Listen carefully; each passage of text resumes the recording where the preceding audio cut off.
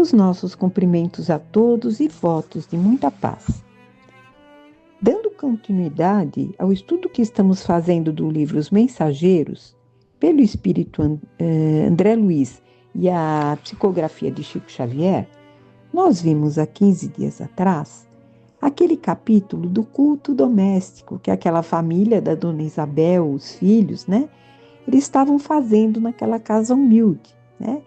E naquele culto doméstico existiam presenças, como o Fábio, né? O Fábio que interpretou, que deu aquela interpretação nos assuntos falados no Evangelho, né? E ali cada um recebe de acordo com aquilo que tem, né? Então o Fábio interpretou de certa maneira e a Dona Isabel, ela interpretou da mesma maneira, só que em partes, não totalmente, né? Então aí se denota o seguinte, que cada um vai receber de acordo com aquilo que tem, com o preparo que tem já, né? E nós vamos dar continuidade ao Evangelho, a esses comentários que foram feitos pela família após o Evangelho, né? Então aqui o capítulo 36 vai falar de mães e filhos. Vamos lá. No comentário evangélico, eu recolhi observações interessantes, tal como no caso de Ismália, lá naquele, junto do Alfredo, né, a ex-esposa do Alfredo, né, aqui na Terra, ela fez aquela prece, aliás, ela tocou aquele órgão que cada um recebeu como se fosse uma espécie de prece, cada um no seu entendimento, né, com as palavras, tudo aquilo. Então, o André Luiz está comparando a mesma coisa aqui. A Isabel, Dona Isabel, recebendo essas traduções, né, daquele evangelho, de acordo com o seu conhecimento. Então, vamos lá continuar a leitura. Tal como no caso de Ismália, quando lhe ouvíamos a sublime melodia, a interpretação de Fábio, que era aquele espírito superior que veio interpretar aquela passagem do Evangelho, então, a interpretação desse Fábio estava cheia de maravilhas espirituais, que transcendiam a capacidade receptiva de Dona Isabel. A viúva de Isidoro, Dona Isabel, parecia deter tão somente uma parte daquela interpretação. Desse modo, as crianças recebiam a lição de acordo com as possibilidades mediúnicas da palavra dela, enquanto que a nós outros, né, André Luiz e os outros, se propiciava o ensinamento com maravilhoso conteúdo de beleza. Sempre solícito, o instrutor Aniceto esclareceu: não se admirem do fenômeno. Cada qual recebe a luz espiritual conforme a própria capacidade. Há muitos companheiros nossos aqui reunidos que registram o comentário do Fábio com mais dificuldade do que as próprias crianças que estão lá interpretando. Experimentam ainda grandes limitações. Então, o que ele está dizendo aqui é que cada um vai receber de acordo com aquilo que tem, com a sua própria capacidade, né? O Aniceto está dizendo. E o André Luiz vai continuar. Havia grande respeito em todos os desencarnados presentes. O Fábio Aleto sentou-se em plano superior, ao passo que Isidoro, o marido de Dona Isabel, desencarnado, né? Isidoro se acomodava junto da esposa, no impulso afetivo do pai, que se aproxima solícito para a conversação carinhosa com os filhos bem-amados. Nesse instante, a pequenina Marieta, que parecia haver atingido 7 anos, a filha do casal, né? Aproveitando o momento de palavra livre, perguntou à mãezinha em tom comovedor: Mamãe, se Jesus é tão bom, por que estamos comendo só uma vez por dia aqui em casa? Na casa de Dona Fausta, eles fazem 2 refeições, almoçam e jantam. Neli me contou que no tempo do papai também fazíamos assim, mas agora Por que será? Então, a pequenina, né, Marieta, de 7 anos, ela está contando, ela está questionando a mãe, por que nós comemos uma vez por dia apenas, né? Se a irmã dela, mais velha, a Nelly, né, ela contou que no tempo que o papai era vivo, né, eles faziam também as 2 refeições diárias. E aí o André Luiz vai continuar. A viúva esboçou um sorriso bastante triste e falou: Ora, Marieta, você vive muito impressionada com essa questão. Não devemos, filhinha, subordinar todos os pensamentos às necessidades do estômago.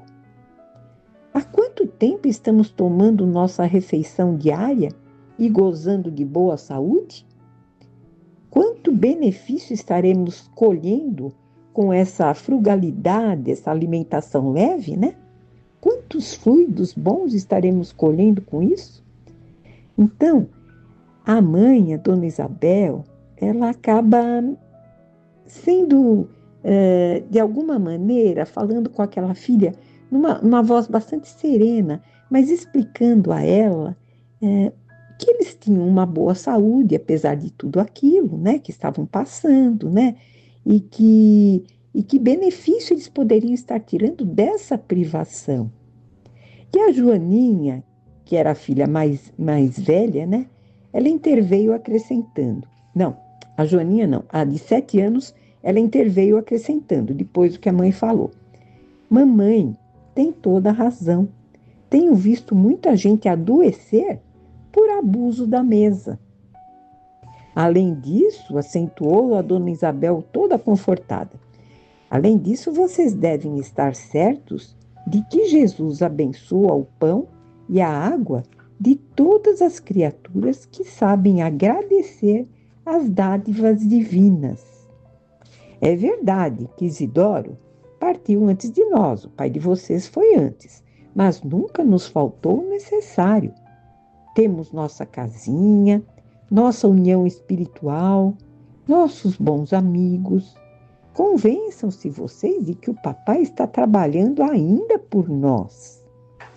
E nessa altura da palestra, dada a nossa comoção, diz o André Luiz, o Isidoro enxugou os olhos úmidos, porque o pai estava lá presente em espírito, ouvindo tudo aquilo, né? As explicações da mãe, né? E a filha também percebeu, né? Que aquilo podia ser uma dádiva divina o que eles estavam passando. Que, assim, aqueles excessos à mesa, muitas vezes não traziam tanta saúde assim. E a Noemi, agora é a Noemi, a caçula pequenina, falou em voz infantil. É mesmo, é verdade. Eu vi papai ajudando a segurar o bolo que Dona Cora nos trouxe domingo. Então, o pai ali, desencarnado, ele está sempre acompanhando a situação daquela família, né? Então, ele estava acompanhando aquela caridade que a Dona Cora, né, como ela disse, tinha trazido um bolo para eles no domingo. E aí a Dona Isabel vai dizer, também vi, Noemi, papai continua nos auxiliando. E voltando-se para todos, ela acentuou, quando sabemos amar e esperar, meus filhos, não nos separamos dos entes queridos que morrem para a vida física. Tenhamos certeza da proteção de Jesus. Então, ela está confirmando que ela também viu o pai, né? Trazendo junto com a Dona Clara aquele bolo para eles. Marieta, parecendo agora absolutamente tranquila, assentiu. Quando a senhora fala, mamãe, eu sinto que tudo é verdade. Como Jesus é bom. E se nós não tivéssemos a senhora, como faríamos? Tenho visto os pequenos mendigos abandonados. Talvez nem comam coisa alguma. Talvez não tenham amigos como os nossos. Ah, como devemos ser agradecidos ao céu. Vejam que ela percebeu, com aquela atitude da mãe, ela acabou percebendo aqueles que possuíam menos que eles, né? os mendigos que talvez não comessem, né? E que eles teriam que agradecer aqueles amigos, aquela saúde que eles tinham. A viúva, que se confortava visivelmente ouvindo aquelas palavras, exclamou com profunda emoção: Muito bem, minha filha. Nunca deveremos reclamar e sim louvar sempre. E possivelmente não saberia você compreender a situação se estivéssemos em mesas fartas. Tudo isso ela não compreenderia se ela tivesse a riqueza, né? Observei, porém, que o menino não compartilhava aquele dilúvio de bênçãos. Entre Dona Isabel e as 4 filhinhas, havia uma permuta constante de vibrações luminosas, como se estivessem identificadas no mesmo ideal e unidas numa só posição. Mas o menino, o rapazote, permanecia espiritualmente distante, fechado num círculo de sombras. Então ele não emitia aquela luz. De quando em quando, ele sorria irônico, insensível à significação do momento. Valendo-se da pausa mais longa, ele perguntou à mãe, menos respeitosamente: Mamãe, que entende a senhora por pobreza? E a dona Isabel respondeu muito serena: Creio, meu filho, que a pobreza é uma das melhores oportunidades de elevação ao nosso alcance. Estou convencida de que os homens afortunados têm grande tarefa a cumprir na terra, mas admito que os pobres, além da missão que lhes cabe no mundo, são mais livres e mais felizes. Na pobreza, é fácil encontrar a amizade sincera, a visão da assistência de Deus, os tesouros da natureza, a riqueza das alegrias simples e puras. É claro que não me refiro aos preguiçosos e ingratos dos caminhos da terra, dos caminhos terrenos. Refiro-me aos pobres que trabalham e guardam a fé. O homem de grandes possibilidades financeiras muito dificilmente saberá discernir entre a afeição e o interesse mesquinho. Crente de que tudo ele pode, nem sempre consegue entender a divina proteção. Pelo conforto viciado a que se entrega, as mais das vezes, ele se afasta das bênçãos da natureza.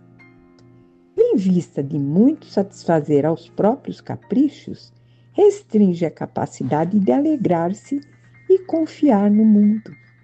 Então, ela está citando os pontos que poderíamos dizer até negativos do homem rico aqui na Terra, do poderoso, né? Porque ele acaba não sabendo discernir entre uma amizade sincera, né? Ele acaba não tendo bons amigos, né? Não reconhece Deus, porque ele acha que tudo ele pode, tudo é devido a ele. Então, uma série de dificuldades que normalmente a riqueza traz. Para transpor a riqueza, nós sabemos que é muito mais difícil. Transpor essa riqueza com coragem e transpor tudo isso e ser uma pessoa de bem, ser um espírito aqui encarnado de uma maneira vencedora, é muito difícil. Ao passo que a pobreza é bem mais fácil, né? Nos aproximarmos de Deus. Continuando. Apesar da beleza profunda daquela opinião, o rapaz permaneceu impassível, respondendo bastante contrariado. Infelizmente, não posso concordar com a senhora. Até os garotos do jardim da infância pensam de modo contrário. E a dona Isabel mudou a expressão fisionômica, assumiu a atitude de quem instrui, com a noção de responsabilidade, e acrescentou: Não estamos aqui no jardim da infância, meu filho. Estamos no jardim do lar, competindo-nos saber que as flores são sempre belas, mas que a vida não pode prosseguir sem a bênção dos frutos. Por onde andarmos no mundo, receberemos muitos convites da mentira venenosa. É preciso vigiar o coração, Joãozinho, valorizando as bênçãos que Jesus nos envia. O rapazinho, entretanto, demonstrando enorme rebeldia, ele tornou: a senhora não considera razoável alugar esse salão a fim de termos algum dinheiro a mais? Estive conversando ontem com o seu Maciel, quando vim da escola. Ele nos pagaria bem para ter aqui um depósito de móveis. Então o garoto estava sugerindo para que ela alugasse para esse seu Maciel aquele local, aquela sala onde eles faziam o culto do lar. E ele ficou assim entusiasmado com a ideia, né, de algum dinheiro a mais. E a dona Isabel, de ânimo decidido, respondeu com energia, mas sem irritação: você deve saber, meu filho, que enquanto respeitarmos a memória de seu pai, esse salão será consagrado às nossas atividades evangélicas. Já lhes contei a história do nosso culto doméstico e não desejo que vocês sejam cegos às bênçãos do Cristo. Mais tarde, Joãozinho, quando você entrar diretamente na luta material, se for agradável ao seu temperamento, construa casas para alugar. Mas agora, meu filho, é indispensável que você considere esse recanto como algo de sagrado para a sua mãe. E ele vai perguntar de uma maneira assim mal-humorada e orgulhosa, né? E se eu insistir com a senhora? A viúva, muito calma, esclareceu firme: se você insistir, será punido, porque eu não sou mãe para criar ilusões perigosas ao coração dos filhinhos que Deus me confiou. Se muito amo a você, precisarei incliná-los ao caminho reto. O pequeno quis retrucar, mas a luz emitida pelo tórax de Dona Isabel, ao que me pareceu, confundiu-lhe o espírito rebelde, e eu o vi calar-se, a contragosto, amuado e cheio de raiva. Admirei então profundamente aquela bondosa mulher, que se dirigia à filha mais velha como amiga, às filhinhas mais novas como mãe, e ao filho orgulhoso como instrutora sensata e ponderada. Aniceto, que também se mostrava satisfeito, disse-nos em tom significativo: o evangelho dá equilíbrio ao coração. A pequena Nelly, amedrontada, pediu humilde: mamãe, não deixe Joãozinho alugar esse salão. A viúva sorriu, acariciou o rosto da filha e asseverou: Joãozinho não fará isso, saberá compreender a mamãe. Não falemos mais nesse assunto, Nelly. E fixando o relógio, dirigiu-se à primogênita dessa maneira: Joaninha, minha filha, ore, agradecendo em nosso nome, nosso horário está terminando. A jovem, com expressão nobre e carinhosa, agradeceu ao Senhor, tocando-nos os corações. Bom, nós acabamos de ver esse capítulo dos comentários daquele culto doméstico que foi feito, né? Pela mãe, por aqueles filhos, né? Os comentários deles a respeito daquilo que foi falado no Evangelho, né? E aí foi ressaltado também o quê? Os comentários sobre riqueza, sobre pobreza, proteção divina, né? E aquela união da família que continua, apesar da passagem do seu Isidoro, continua aquela união familiar, né? Todos se ajudando. E é que essa boa educação que a dona Isabel dá aos filhos, ela precisa ser exemplificada. E foi o que o André Luiz aqui, trazendo essas notícias para nós, né? Ele nos ajudou a compreender melhor o que estamos fazendo aqui, a necessidade de educarmos bem os nossos filhos e a responsabilidade que cabe aos pais antes e depois do desencarne. E por hoje nós terminamos o estudo desse capítulo, né? O capítulo 36, e nos comprometemos a dar continuidade daqui a 15 dias. Fiquem com Deus e até lá.